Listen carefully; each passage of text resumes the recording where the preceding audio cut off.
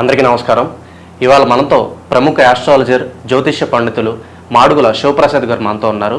June నెలలో ఏ రాశుల వారికి ఎలా ఉంటుందో ఒకసారి ఆయన మాటలను తెలుసుకుందాం. గురుగారు నమస్కారం. ఆశీర్వచనం నాయన. గురుగారు, జూన్ నెలలో ఒకసారి రాశి ఫలాల గురించి ఒకసారి కాస్త వివరించండి గురుగారు. శ్రీ మహాగణాధిపతయే నమః. ఐం మహాసరస్వత్యే నమః. శ్రీ లలితాంబికాదేవియే నమః.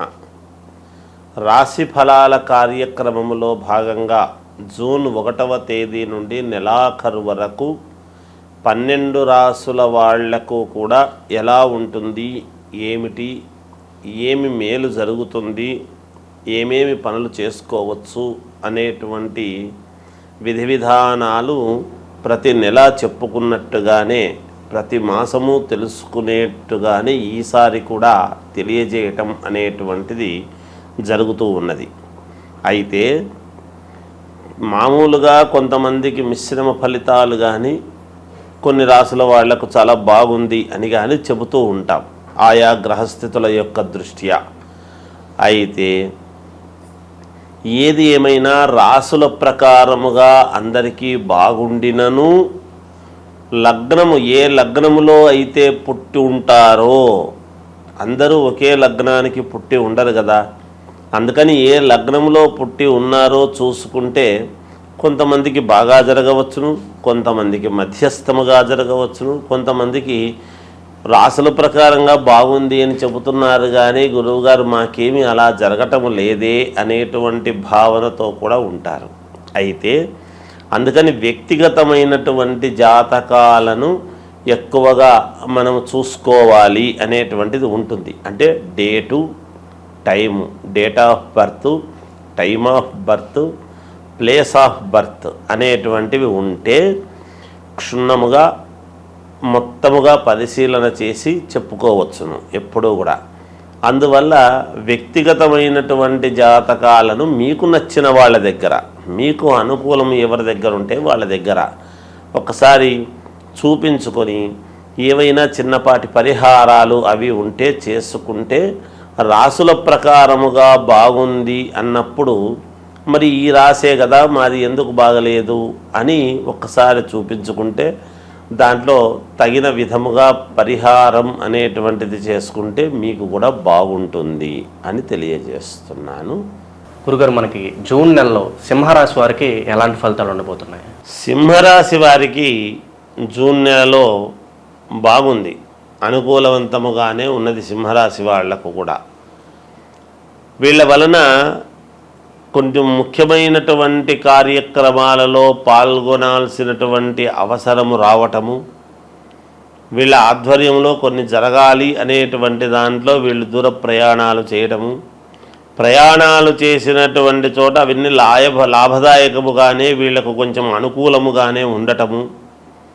ప్రయాణాలు చేసే కొద్దీ అధిక శారీరకమైనటువంటి శ్రమ అనేటువంటిది ఉంటుంది వీళ్లకు. అయితే శ్రమకు తగినటువంటి ఫలితాలు కూడా అలాగే ఉంటాయి వీళ్లకు మామూలుగా. అదొకటి. తర్వాత అనారోగ్య సూచనలు, ఇంతవరకు ఎవరైతే దీర్ఘకాలికమైనటువంటి అనారోగ్యాలతో ఉంటారో వాళ్ళు ఆరోగ్యవంతముగా ఉండటం అనేటువంటిది జరుగుతుంది. ఎటువంటి ఇబ్బంది పడాల్సినటువంటి ఇది లేదు. మానసికంగా ఏదో ఆలోచన చేస్తూ ఉంటారు ఒకదాని మీద అనేటువంటిది ఉన్నప్పుడు దాన్ని వదిలేయండి, మీకేం మేలు జరుగుతుంది, జయము కలుగుతుంది గాక. అలాగే కొన్ని శుభకార్యాలకు సంబంధించినటువంటివి వెళ్ళాలి అనుకున్నప్పుడు అలాగే దైవ సంబంధమైనటువంటి కార్యక్రమాలలో పాల్గొనడము కూడా జరుగుతుంది. వీళ్ళు ఈ రాశి వాళ్లకు పేరు ప్రతిష్టలు రావటము, సమాజంలో గౌరవము పెరగటము, వీళ్ళ మాటకు విలువ పెరగటము, అంతేకాకుండా వీళ్ళ సంతానానికి కూడా యోగవంతమైనటువంటి విధానముగానే ఉన్నది. వీళ్ళ సంతానము కూడా బాగుపడి సంతానము వలన వీళ్లకు పేరు ప్రతిష్టలు వచ్చేటువంటి దశగా కూడా ఉంటారు కాక ఈ మాసంలో వీళ్ళు ఆ దిశగా వీళ్ళు ముందుకు వెళతారు. విదేశాలకు వెళ్ళాలి అనుకునేటువంటి వాళ్ళు ప్రయత్నాలు చేసుకోవచ్చును వెళ్ళటానికి. అలాగే విదేశాల నుండి ఒక శుభవార్త లాంటిది వీళ్ళు వినడం కూడా జరుగుతుంది ఈ రాశి వాళ్ళు. భూ క్రయ విక్రయాలలో మంచి లాభాలు అనేటువంటివి ఉన్నాయి. వీళ్లకు లాభాలు పొందుతారు బాగా. సినిమా రంగంలో ఉండేటువంటి వాళ్ళకు కూడా చాలా యోగవంతముగా ఉన్నది ఈ మాసము. విద్యార్థులు ఒక మెడల్ సాధించేటువంటి విధానముగా ఉంటారు గాక, అంటే వాళ్ళు అనుకున్నటువంటి ఒక దీనికి రీచ్ అయ్యి దాని సంతోషముగా పాస్ కావటం అనేటువంటిది ఉంటుంది. ఇంకేదైనా కావాల్సినటువంటి వేరే రంగంలో చేయాలి అనుకునేటువంటి వాళ్లకు కూడా అనుకూలవంతముగానే ఉన్నది. కొత్తగా ఉద్యోగాలు కావాలి అనుకునేటువంటి వాళ్ళు ప్రయత్న లోపము లేకుండా ప్రయత్నాలు చేసుకోవచ్చు. ఆల్రెడీ ఉద్యోగాలు చేస్తూ ఉండేటువంటి వాళ్ళు యథావిధిగా మామూలుగా ఉద్యోగాలు చేసుకుంటారు. సత్ఫలితాలే ఉంటాయి గాక, ఆ ఉద్యోగంలో కూడా ఎటువంటి ఇబ్బంది ఉండదు. మేలే జరుగుతుంది గాక ఈ రాశి వాళ్లకు. ఈ మామూలుగా అనుకున్నటువంటి సమయానికి అనుకున్న విధముగా పనులు చేకూర్చుకోవడానికి తగిన సమయంలో డబ్బు రావటం అనేటువంటిది కూడా ఉంటుంది. వీళ్లకు ఇబ్బంది ఏమీ ఉండదు. డబ్బు రాబడికైతే ఎలాంటి ఇబ్బంది ఉండదు. అనేక రంగాల వ్యాపారాలు చేసుకునేటువంటి వాళ్ళందరికీ కూడా యోగవంతముగానే ఉంటుంది. వ్యాపారాలను చేసుకునేటువంటి వాళ్లకు వ్యాపారంలో నష్టమేమీ రాదు, అలాగని గొప్ప లాభాలు రావు. మధ్య మార్గముగా రావటం అనేటువంటిది జరుగుతుంది. ఇక మామూలుగా రాజకీయాలలో ఉండేటువంటి వాళ్లకు మహద్భాగ్యం అనేటువంటిది అంటాడు. ఖచ్చితంగా మీకు పదవీ యోగం అనేటువంటిది ఉండి తీరుతుందిగాక అనేటువంటిది తెలియజేస్తున్నాను. అలాగే గురుగారు, మనకి సింహరాశి వాళ్ళు ఉన్న కొత్త పెట్టుబడులు పెట్టుకోవచ్చు. అలాగే వీళ్ళకి డబ్బు ఒక చోట నుంచి రావాల్సి ఉంటుంది, అది రాక చాలా ఇబ్బంది పడుతూ ఉంటారు కొంతమంది. అలాంటి వాళ్ళకి వచ్చే అవకాశాలు ఎంతవరకు ఉన్నాయి సింహరాశి? డబ్బు ఎవరికైనా ఇచ్చి ఉంటే కానీ, లేదా ఇప్పించి మీరు ఉంటే కానీ, లేదా మీకు ఇవ్వవలసినటువంటిది రావాల్సిండేటువంటిది ఉండినా తప్పకుండా వచ్చి తీరడానికి అనుకూలవంతమైనటువంటి వాతావరణముగానే ఉన్నది. దానివల్ల ఎలాంటి ఇబ్బంది లేదు. మీ డబ్బు మీకు చేతికి అందుతుంది. మీరు ఇబ్బంది పడాల్సినటువంటి అవసరం ఎంత మాత్రము లేదుగాక. గురుగారు, మనకి పంచగ్రహ కూటమి అంటే ఏంటి? మనకి ఏ రాసుల వారికి ఈ పంచగ్రహ కూటమి ప్రభావం అనేది పడుతుంది? అలాగే వీళ్ళకి కలిసి రావాలంటే ఏ పరిహారాలు చేసుకుంటే మంచిది? కాస్త వివరించండి గురుగారు. పంచగ్రహ కూటమి అనేటువంటిది 6వ తారీఖు మనకు 6వ నెల అంటే జూన్లో వస్తూ ఉన్నది. గురువారం నాడు వచ్చినది. అయితే ఈ పంచగ్రహ కూటమి అనేటువంటిది గతములో కూడా ఒకసారి 2013 ఆ సమయంలో వచ్చింది అనేటువంటిది ఉన్నది. ఈ షష్టగ్రహ కూటమి అనేటువంటిది, పంచగ్రహ కూటమి అనేటువంటివి ఈ కూటములో అనేటువంటి వచ్చినప్పుడు ఏమవుతుంది అంటే, బలమైనటువంటి గ్రహాలు ఎప్పుడైతే ఒక చోట ఒకే రాశిలో కలుస్తాయో ఆ ప్రభావము ఎవరెవరి మీద ఉంటుంది, మంచి ప్రభావం ఉంటుందా, చెడు ప్రభావము ఉంటుందా అనేటువంటిది ఉంటాయి. అటు ఉంటాయి, ఇటు ఉంటుంది గాక. కొన్ని రాశులకు కొన్ని గ్రహాలు వేవులో పడ్డప్పుడు ఆ వ్యతిరేక ఫలితాలు అనేటువంటివి చూపిస్తాయి. అంటే ఇబ్బందులు కలిగినప్పుడు ఇబ్బందులు చూపిస్తాయి.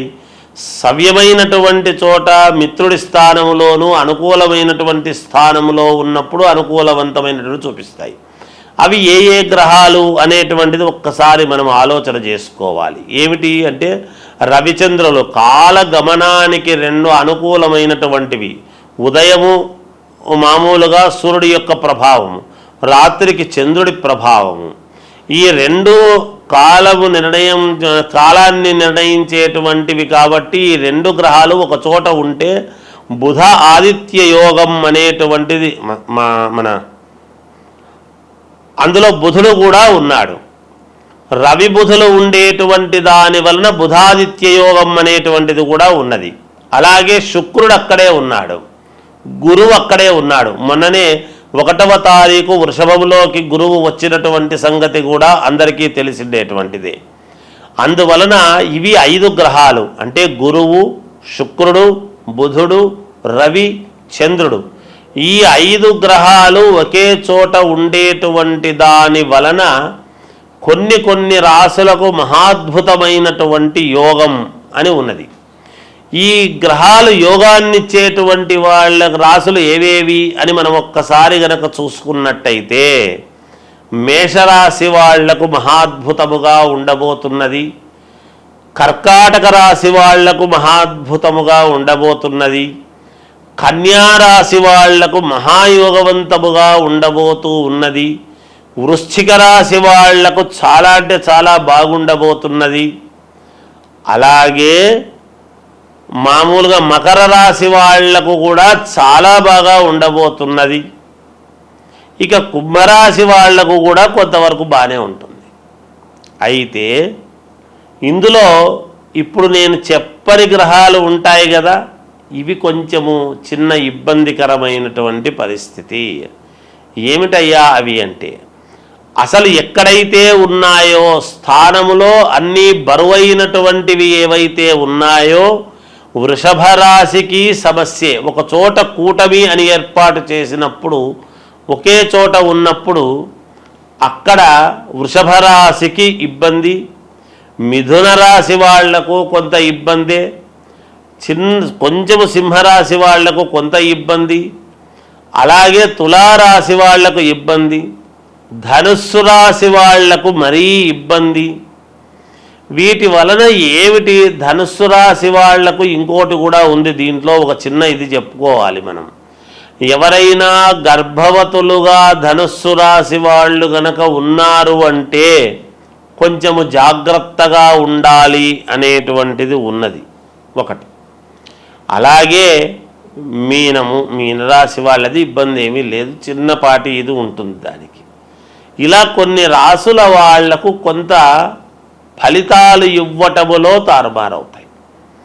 ముందే మామూలుగా అంతంత మాత్రముగా ఉంటాయి. ఈ పనులు జరిగితే బాగుంటుంది, ఈ వివాహం అయితే బాగుంటుంది, ఈ ఉద్యోగం వస్తే బాగుంటుంది, ఈ విదేశాలకు వెళితే బాగుంటుంది, లేదా ఇంకొకటి మనకు ఇది తీరితే మనకు మేలు జరుగుతుంది, ఈ ధనము రావాల్సిండేటువంటిది ఉన్నది, ఈ పొలము మనకు వాయిదాలు లేకోకుండా మనకు మన వైపు తీర్పు వస్తే బాగుంటుంది. ఇలా ఒకటి కాదు, రెండు కాదు, అనేక రకాల సమస్యలతో ఉంటారు.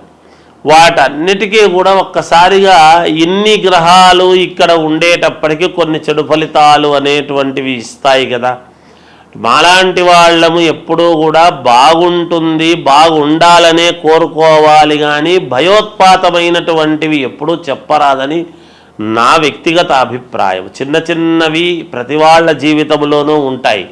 ఉన్నంత మాత్రాన అవి పర్వాలేదు, ఏం పర్లేదు, మీకు బాగుంటుందంటే మీకు మానసికమైనటువంటి సంతోషం ఉంటుంది, కానీ మీకు ఇది బాగాలేదు అది బాగలేదు అని చెబితే ఎలాగబ్బా, ఆర్థిక ఇబ్బందులు అనేక రకాల సమస్యలతో ఉంటారు ఈ రోజులలో. ప్రతిదీ మాలాంటి వాళ్ళము భయముతో కూడినటువంటివి చెప్పేటప్పటికీ మీకు ఏమీ పాలుపోక నిజంగా బాగుండేటువంటి ఆత్మవిశ్వాసము కోల్పోయే పరిస్థితి ఎవరికీ రాకూడదు. అందువలన చిన్నపాటి ఇబ్బందులు, సముద్రము అన్న తర్వాత అలలు, మానవ జీవితం అన్న తర్వాత ఒడిదుడుకులు ఉంటాయి, సహజం. అది దానికి ఎవరు భయపడక్కర్లేదు. కాకపోతే మీ వ్యక్తిగతమైనటువంటి జాతకాలు ఒక్కసారి పరిశీలన చేసుకొని మీకు నమ్మకం ఉండేటువంటి వాళ్ళ దగ్గర చూపించుకొని ఈ రాశి వాళ్లకు ఏమి చేసుకుంటే మేలు, మరి బాగులేని రాశి వాళ్ళది ఏమిటి అంటే ఏమీ లేదు, జపము, తపము, హోమం ఇవి ఉంటాయి. హవనం అనేటువంటిది ఎప్పుడైతే హోమం చేసుకుంటారో మీ పేర్లతో అగ్నిహోత్రుడి యొక్క సంస్కారము వలన మీరు సంస్కరింపబడతారు, మీకు మేలు జరుగుతుంది. తప్పకుండా హోమాలు సరే, ఇంకా ఏవో కొన్ని ఉంటాయి, అవన్నీ చేసుకోవచ్చును. ఇంకా ఒకటి ఉన్నది, దీని వలన కొన్ని ఇబ్బందులు ఉంటాయి.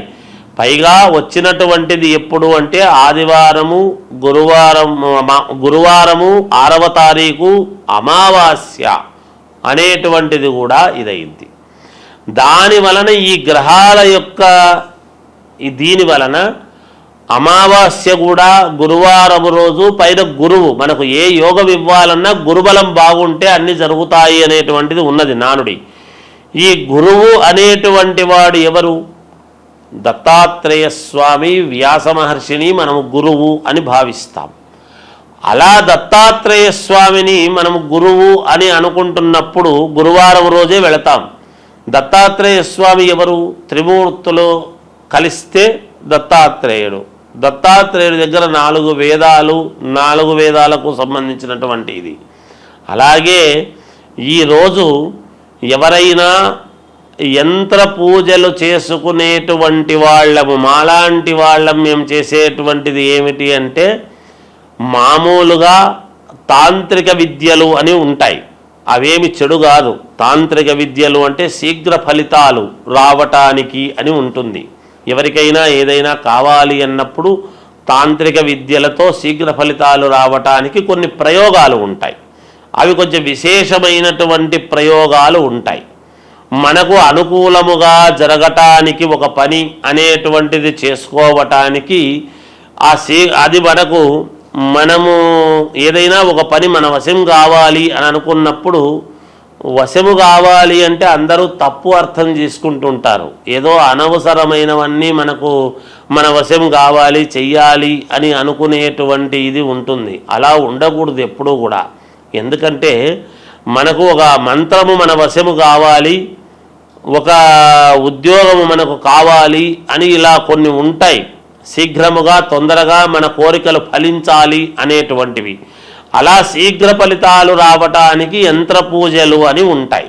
అవి మేము ఇటువంటి రోజులు మేము దాన్ని చాలా జాగ్రత్తగా వాడుకుంటాము గాక, పోగొట్టుకోకుండా. ఎందుకంటే మమ్మల్ని నమ్మి మాకు ఈ పని కావాలి అని ఎంతోమంది అడుగుతూ ఉంటారు. కాబట్టి వాళ్ళ పనులు సక్రమముగా నెరవేరాలి అన్నప్పుడు ఇలాంటి సమయాలు చాలా యోగవంతమైనటువంటి సమయం. ఈ సమయాన్ని మేము పోగొట్టుకోకుండా జాగ్రత్తగా శీఘ్ర ఫలితాలు రావటానికి కొన్ని ప్రయోగాలు చేసుకోవటానికి ఈ సమయము, ఈ పంచగ్రహ కూటమి అనేటువంటిది చాలా ముఖ్యమైనటువంటిది. మీరు కొన్ని సినిమాల్లో చూస్తూ ఉంటారు, ఫలానా రోజు ఒకే లైన్లోకి గ్రహాలన్నీ వస్తుంటాయి అంటే ఈ కొంచెము ఏవేవో కొన్ని వీటికి సంబంధించినటువంటివి అవన్నీ ఇగో ఇలా వస్తుంది, ఈ వజ్రం వస్తుంది, ఇవి దొరుకుతాయి, ఈ నిధులు ఇలా ఉంటాయి అనేటువంటివి వింటూ ఉంటాం. అవన్నీ ఊరికే కాదు, నిజంగా కూడా శాస్త్రాలలో ఉన్నటువంటివే. ఎవరు సినిమాలు కూడా తప్పుగా తీయరు. ఎంతో ప్రామాణికము ఉంటేనే చూసి తీస్తారు. ఏదో ఒకటిలే అని చెప్పి తీయరు. అందుకని ఇది ఈ పంచగ్రహ కూటమి అనేటువంటిది కొన్ని విషయాలకు చాలా యోగవంతమైనటువంటిది. మనము యోగం ఏదో అది మాట్లాడదాం. ఇబ్బందులు ఉంటే చిన్న చిన్న ఇబ్బందులు ఉండేటువంటి వాళ్ళు వాటిని సర్దిద్దుకుంటారు గాక, ఇబ్బంది ఏమీ లేదు. కనుక ఈ శీఘ్ర ఫలితాల కోసం చేసేటువంటి దానికి కూడా ఇది పనికి వస్తుంది. అనుష్ఠానం చేసుకునేటువంటి వాళ్లకు మహద్భాగ్యముగా భావించుకోవాలి. మాలాంటి వాళ్ళము మేము శీఘ్ర ఫలితాలు రావటానికి ఎన్నో ప్రయోగాలు వంటివి చేస్తూ ఉంటాము. కాబట్టి ఇది మంచి సమయముగానే భావిస్తున్నాము. వ్యక్తిగతమైనటువంటి ఈ రాసులు ఇబ్బందులు ఉండేటువంటి వాళ్ళు మీకు తగినటువంటి వాళ్ళ దగ్గర ఒక్కసారి మీ జాతకము చూపించుకొని దానికి తగ్గట్టుగా జపము, పరిహారము చేసుకొని హోమ కార్యక్రమాలు అవి చేసుకోండి. ఎవరైనా ఏదైనా ఉంటే అడగండి, తెలియజేస్తాము గాక. జయోస్తు. పంచగ్రహ కూటమి గురించి చాలా చక్కగా వివరించారు గురుగారు. అలాగే దీని ప్రభావం ఏ రాశుల వారి మీద ఉంటుందో కూడా తెలియజేసినందుకు మాకు ధన్యవాదాలు. జయోస్తు.